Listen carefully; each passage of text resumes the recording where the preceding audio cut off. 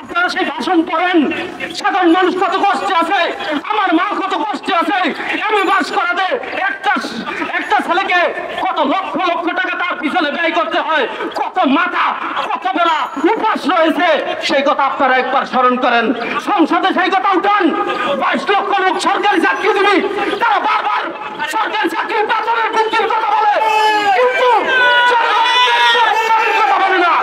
আর তারা তো চাকরির বেতন পায় 15,000, 20,000, 25,000, 30,000, যার যার যে যোগ্যতা অনুযায়ী চাকরির বেতন পায়। কিন্তু আমরা যারা চাকরি করি না, যারা আমাদের চাকরি নাই, তাদের কথা কি একবারও বলেছেন?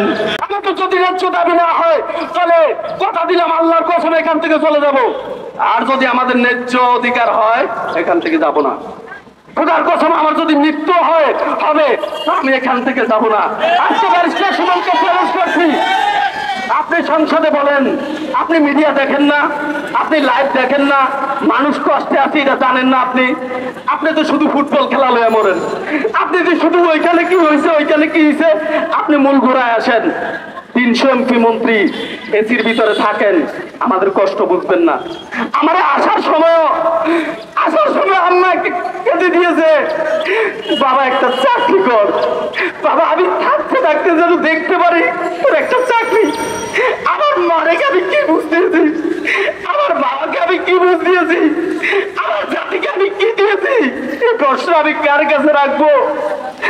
আজকে আমরা 739 জন পরিবারের সদস্য, আজকে 18 কোটি জনসংখ্যার কাছে আমাদের দাবি, আমাদের যদি সত্যিকারের দাবি থাকে, যদি আমাদের যৌক্তিকতা থাকে, আপনারা মেনে নিয়ে আগামী দিনে 5ম গণবিজ্ঞপ্তির সাথে আমাদেরকে অ্যাড করেন।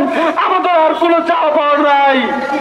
কিন্তু যদি আজকে সেই বিখ্যাত উক্তি বলতে আমি একটু পিছপা হব না, সেই বিখ্যাত উক্তিতে নিউটন বলেছিলেন, অ্যারিস্টটল তার পুত্রকে যখন পড়ালেখার একটা শিক্ষকের কাছে পাঠিয়েছিলেন, তখন সে বলছিল, আমার পুত্রকে জ্ঞানার্জনের জন্য আপনার কাছে প্রেরণ করলাম, তাকে আদর্শ মানুষ হিসেবে গড়ে তুলবেন, এটাই আপনার কাছে আমার বিশেষ দাবি।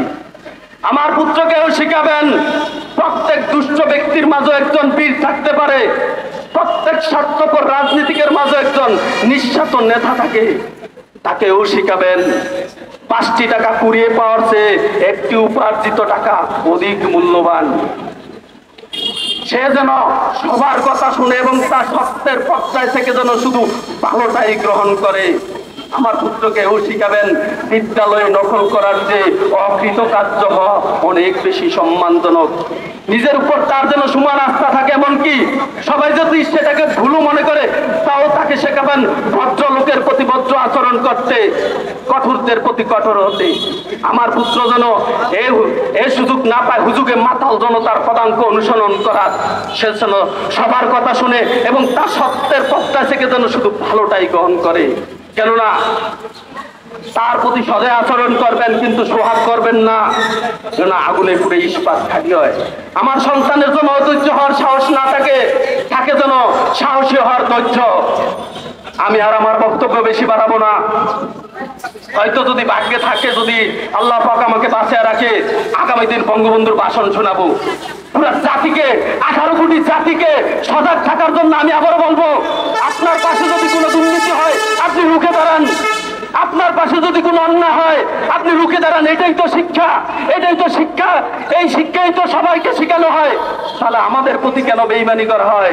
আমার 18 কোটি জনসংখ্যার কাছে আমার দাবি, সংসদে আমি এই কথা আলোচনা করার জন্য আমি বিশেষভাবে শিক্ষামন্ত্রীকে বিশেষভাবে অনুরোধ জানাচ্ছি।